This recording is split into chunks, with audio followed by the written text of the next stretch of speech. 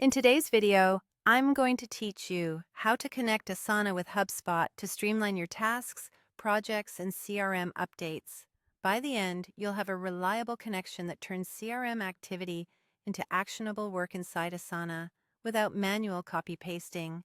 Before we start, make sure you're in the right Asana project and that you have permission to add apps.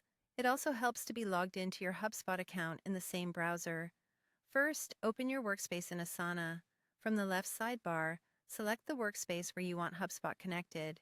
If you work across multiple spaces, double-check you're in the one that holds the project you want to sync with HubSpot, so tasks land in the right place. Next, open the app integrations for that project. In the project view, click Customize in the top right corner. A panel will slide out. Scroll down until you see Apps. This is where Asana centralizes integrations, so everything you need is a few clicks away. Now add the HubSpot integration.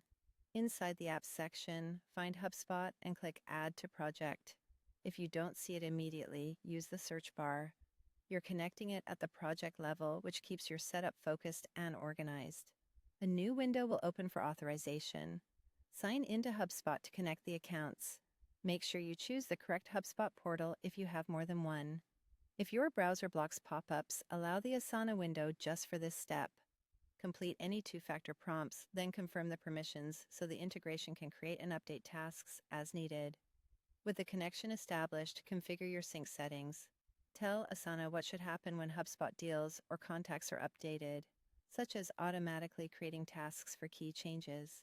Map fields like deal stage, priority, or owner so the right context shows up on the Asana side.